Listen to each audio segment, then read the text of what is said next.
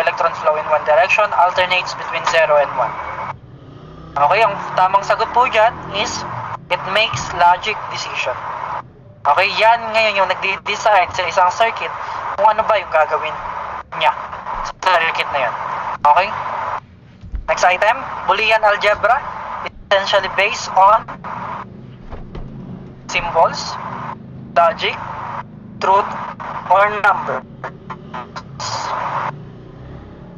So, yung Boolean algebra natin, naka-base po siya sa logic. Syempre.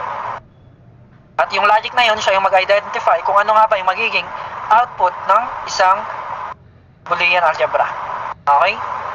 The next item, different values in Boolean algebra can have values of 0 or 1, high or low, true, false, on or off.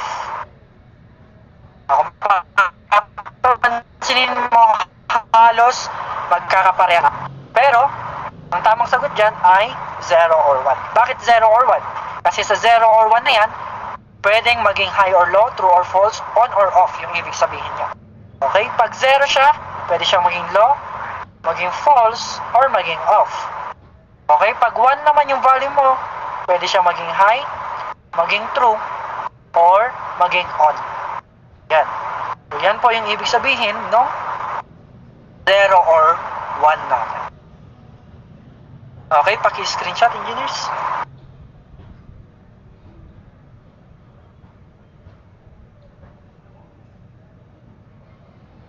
Then, next item tayo, number 41. So, bago natin i-solve yung number 41, let's try muna na identify yung different laws ng Boolean. Okay, may iba't ibang laws ang Boolean algebra. Okay, so laws of Boolean algebra.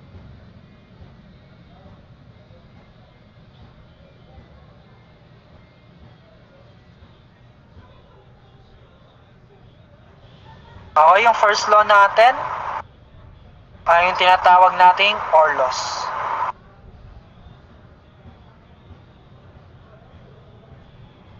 Okay, ngayon ang mga laws na nakapaloob sa ating OR laws, we have, pag sinabi kasi nating OR laws, addition yung operation natin dyan. Okay, so may mga laws tayo dyan na nakapaloob. Una, x plus 0 is equal to x. X plus 1 is equal to 1. X plus x is equal to x. And x plus x bar is equal to 1. Okay? Ngayon yung value na x mo dyan, it can either be 0 or x can be 1. Okay?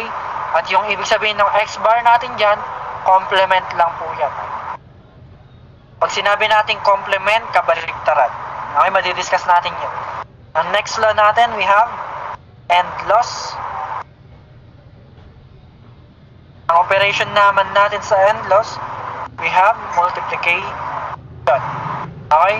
Multiplication. So, ito yung mga loss natin sa end loss. X times 0 is equal to 0. X times 1 is equal to x. X times x. Mali pala. Tama. X times x is equal to x. And x times x bar is equal to 0. Okay, so yan yung end loss. And next law tayo, we have the complementation. Ayan na yung may bar sa taas. Complementation. Yung x bar mo, iba ang value. 0 yung x bar mo kung yung value ng x mo ay 1. At 1 naman yung x bar mo if yung x mo ay 0. Okay, then yung last law natin dyan is yung tinatawag nating involution. Okay, equal lang po yan kay x. Ang tawag natin po dyan is involution. Magkakancel lang yung dalawang bars sa taas. Okay, then next law tayo, we have the associative, commutative law.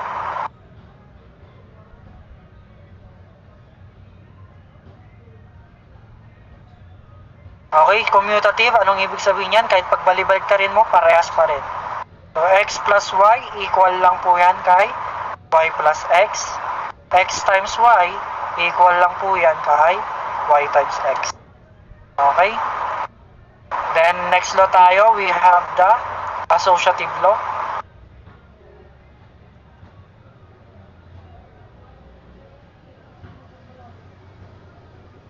Sa associative law, kahit ano-ano yung magsama, parehas pa lang din po.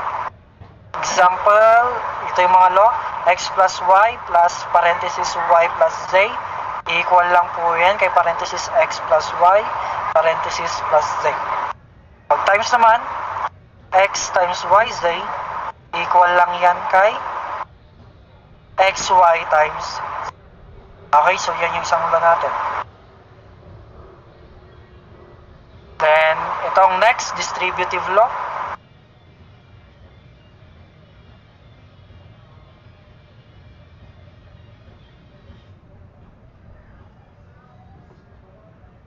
Distributive law, mayroong tatlo. X times y plus z equal lang yan kay xy plus yz. And x plus yz, x bar y, say, tama, yz, x plus yz equal lang yan kay x plus y times x plus z. Okay, at yung last, x plus x bar y equal lang yan kay x plus y. Okay, so itong dalawang nahuli, kailangan nating pakita kung paano natin nakuha yan. Okay, bakit naging ganyan? Hindi ba kayo nagtataka? Bakit naging ganyan? Okay, so di-discuss rin natin kung bakit nga ba naging ganyan yung dalawang yan. Then last two, we have the absorptive law.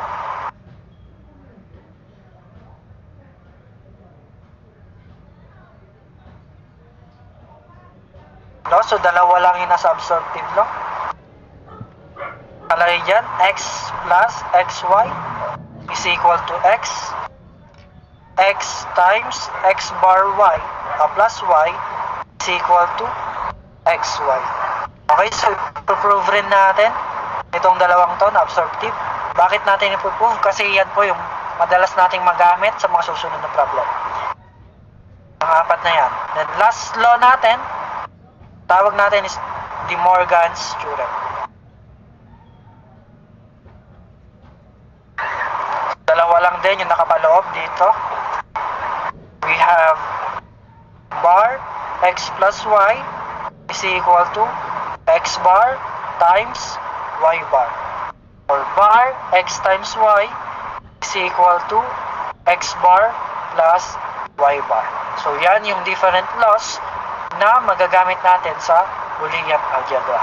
Okay, paki-screenshot engineers. Part 1.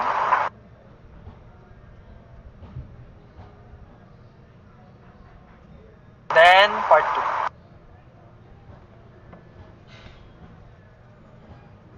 Okay, then improve natin yung apat na may araw dyan.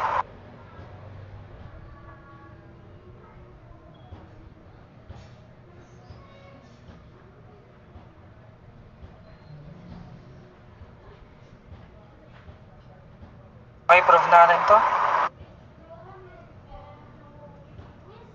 Yung dalawang to muna sa distributive law. So, unahin natin to. X plus yz equal nga ba yan kay x plus y times x plus z. So, anong gagawin lang natin para ma-prove? Okay, copy mo to. Then, i-FOIL method mo to or i-distribute mo. Ang mangyayari, x times x plus y times x plus x times z plus yz. Okay? Natin konti para magkasya. Yan. Then, x times x. So, balikan natin yung different laws natin. X times x. So, ano yan? That is AND laws. So, ano ba yung x times x natin? X times x is equal to x. So, copy natin doon ngayon. X plus yx plus xz plus yz. Tama? Then next, pwede mong i-factor sa x. 1 plus y plus xz plus yz. Tama ba? Okay, tama.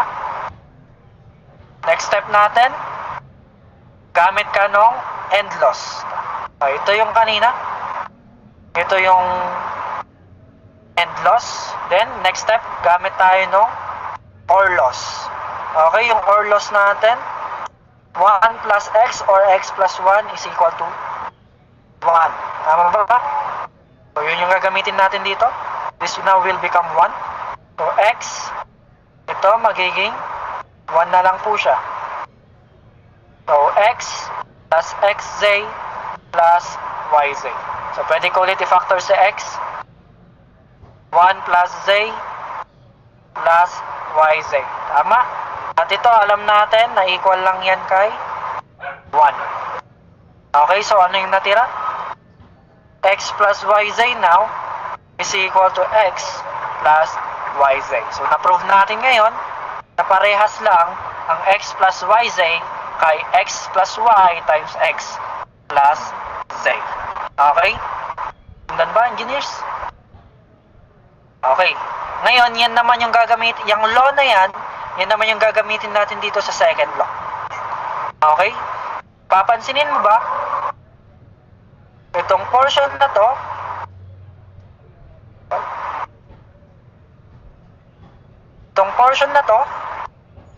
equal lang siya sa portion na to. Tama? Napalitan lang yung z ng x bar. Okay, so, ibig sabihin, pwede ko siyang gawing ganito. Tama? So, ang mangyayari ngayon, x plus x bar times x plus y equal to x plus y. Then, puntahan mo kung anong law ito. Anong law ba ito? What law is this? Nasa OR loss. X plus x bar. Tama? X plus x bar equal lang daw po yan kay 1. So, 1 times x plus y is equal to x plus y.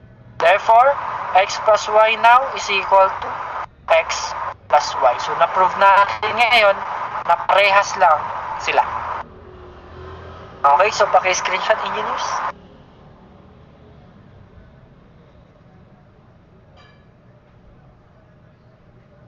Then, i-prove natin yung dalawang absorptive law naman. Okay?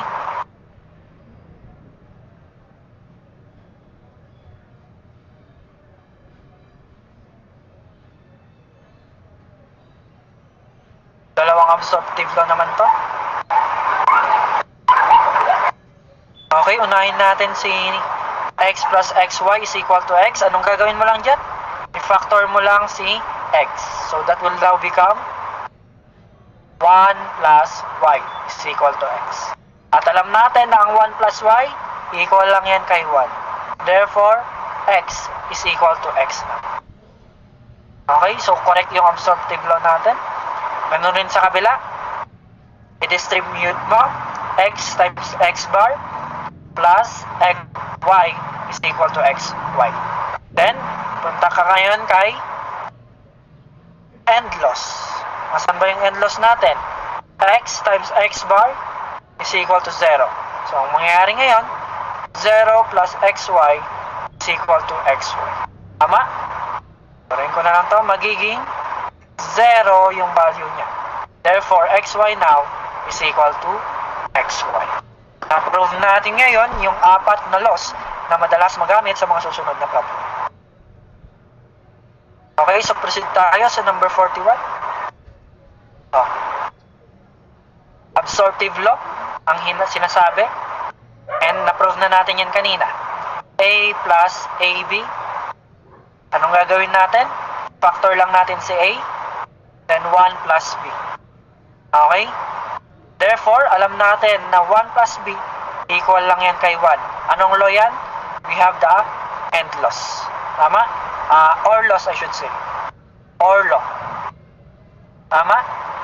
Therefore, A plus AB now is equal to 8. And that will be your final.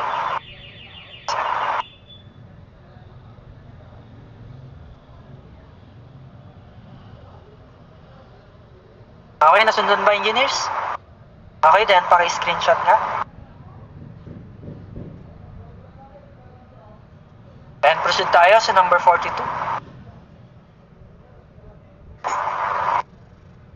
Simplify x prime. Okay, paki-take note, engineers. Yung x prime dyan, equal lang po yan kay x bar. Okay? So, simplify x bar, y bar, plus xy, plus x bar, y. Okay, so anong pwede natin gawin ngayon dyan? Okay, pwede nating i-factor muna si x bar. Tama? Itong x bar na to, at saka yung x bar na yan. Pwede ko yung factor x bar, y bar, plus y. Then, plus x, y. Sundan ba? And anong law ito? What law is this? Diba? Nasa end loss, or loss yan. Tama? Or loss natin. X plus x bar. Itong portion na to. Yan. X plus x bar is equal to 1. Okay, so balikan natin yun. X plus x bar or y plus y bar is equal to 1. So magiging yan lang matira. So ito magiging 1. Okay, x plus xy. Okay, yan na ba? Mayroon ba sa choices? Wala. So anong law naman yung pwede natin gamitin ngayon sa x bar plus x y? So anong law kaya yung pwede natin gamitin dyan? Okay, pwede natin gamitin ngayon dyan yung distributive law. Tama ba? Pwede natin gamitin yung distributive law natin dyan. Ano ba yung, anong distributive law yung pwede natin gamitin dyan? Itong law na ito. Tama? Itong law na ito, pwede natin gamitin doon sa number 42. Okay, so yan yung pwede natin gamitin distributive law. Pansin nyo, magkaparehas sila ng forma, nagkabaliktad lang si x bar at saka si x. Okay, so anong magiging pattern dapat? Ito, ganyan dapat yung mga pattern, but take note, nakahiwalay si x dito sa x doon. Kaya, ano ngayon yung magiging final answer natin? Okay, ang magiging answer natin ngayon now is equal to x bar plus y. And that will be your final answer. Okay, bakit x bar yan at hindi x yung ginamit natin? Kasi kung papansinin nyo po, x bar yan, pero dito naka-x. Tama? At yung x doon, siya yung nandyan. So, ibig sabihin, yung x bar doon, siya dapat yung nandyan. Sundan? Okay, kaya yan yung final answer natin. And that is letter D. Okay. So, yan yung tamang sagot. Okay, paki-screenshot, engineers.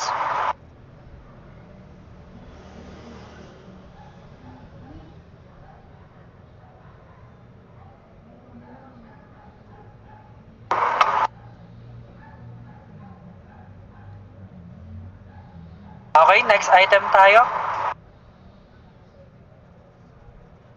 Number 43. Simplify x plus y times x plus y bar. Okay? Simplify daw natin x plus y times x plus y bar. Okay, kung papansinin mo, may similar pattern yan. Tama? Anong pattern? Itong distributive law natin. Tama? Pwede natin gamitin yung pattern na yan. This is a distributive law.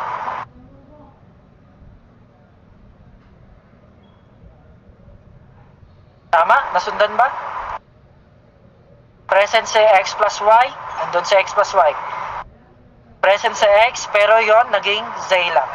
So, ano ngayon yung magiging sagot natin ngayon dyan? So, syempre, magiging ganito yung pattern. Tama?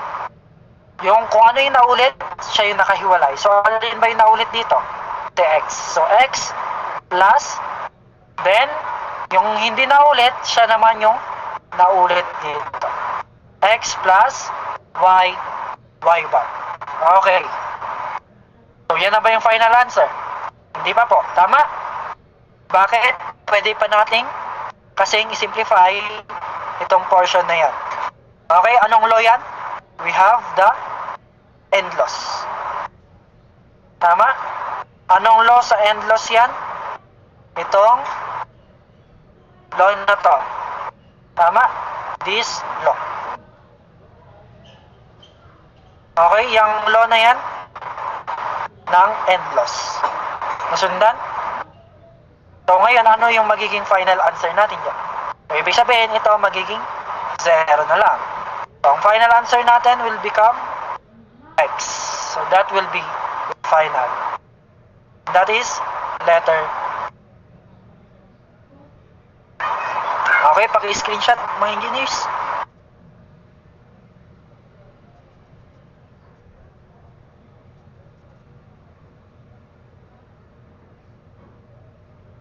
Okay, then number 44 tayo. Simplify x bar y plus xy bar plus xy. Okay, paki-troubleshoot po yan. Wala po kayong masosolve pag walang plus dyan. Okay, so plus x bar y bar. Okay, so ano-ano kaya yung pwede nating paghiwalayin ngayon dyan?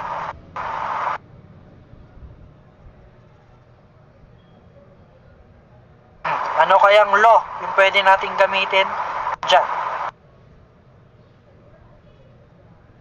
Pwede kong pagsamahin ngayon si x bar at saka si x bar. Tama ba? Tapos, si x at saka si x. Tama? Pwede natin pagsamahin. Okay, so try natin. X bar times y plus y bar plus x times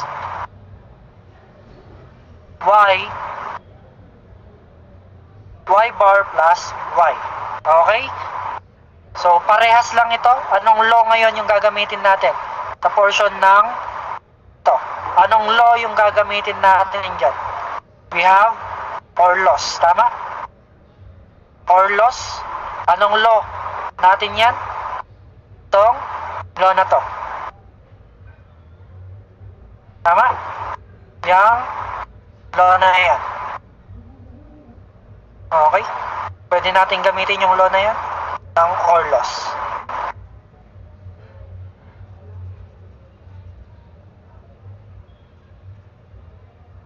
Okay, so yan yung law na gagamitin natin. Anong value nila? Magiging 1 na lang. Tama? Magiging result, x bar plus x. At alam ulit natin, ng x bar plus x, equal lang yan kay 1. So that will now become your final. Sundan pa? So that is our final answer. And that is letter A. Okay, paki-screenshot mga engineers.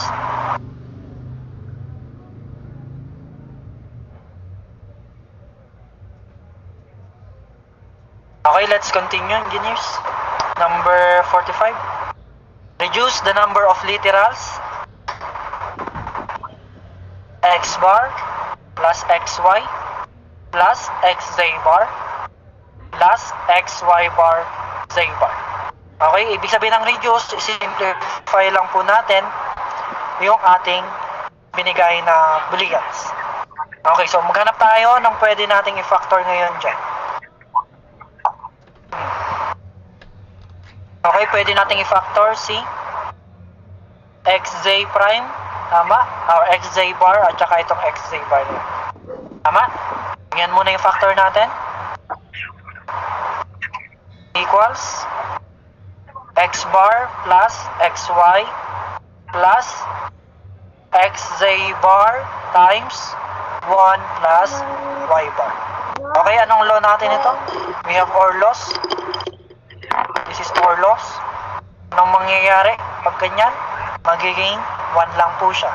So, magiging 1 na lang yan. So, ano natira? X bar plus xy plus xj bar. Okay, then ano na yung next nating pwedeng i-factor? Pwede nating i-factor si x at saka si x. Tama? mangyayari, x bar plus x times y z bar. Okay. Mayroon pa ba tayong pwedeng i-factor? Wala na. Pero may ganyan na bang sagot sa choices? Okay, so wala pa. So anong law kaya yung pwede nating isingit ngayon sa law na yan? Okay, pwede nating isingit yung distributive law. Anong law ng distributive pwede nating isingit dyan? Okay, pwede nating isingit ngayon yung distributive law natin na ito. Itong portion na to. Okay, yung law na yan. Pwede nating gamitin yan. Okay, assume natin na ito yung ating z at ito yung ating y. Okay? Nasusundan ba? Assume natin na yan yung ating z at yun yung ating y. Mali pala tayo. Y plus z bar pala yan. Dapat. Z bar. Kasi pinactor natin. Okay, so yun yung mangyayari ha, engineers. Ito yung magiging y natin. Na ito. Tama? Tapos ito yung magiging z natin. Ito ang portion na to. Okay, so ano mangyayari? Alright, lagyan na lang natin ng kulay. Ito yung magiging y natin. Tapos, ito yung magiging z natin. So, ibig sabihin, yung z mo nandito lang. At yung y mo, nandito lang. Okay? So, gagawin natin ganon. Is equal now. Gawin natin ganito. Yung naka-parenthesis. Okay? So, x bar plus yung kulay blue, x times x bar plus yung kulay orange, y plus z bar. Okay, so yan ngayon yung kalalabasan. At alam natin na ang x bar plus x, this is OR loss. Tama? Anong law yan ng OR? OR loss yun. Anong law ng OR? We have x plus x bar. Magiging y. Tama? Magiging 1. Ang mangyayari ngayon, magiging 1 yan. So, ano magiging final answer natin? Final answer will become x bar plus y plus z bar. Okay, and that is letter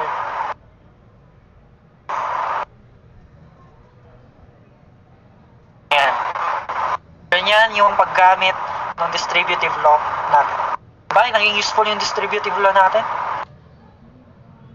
Para ma-solve, ma-minimize natin yung number of literals. Kasi pag hindi mo nakabisado yon dito, sa portion na to, may stuck ka. Kasi hindi mo alam kung ano yung gagamitin. Okay, so pwede natin gamitin ngayon the distributive. So, okay, paki-screenshot, engineers.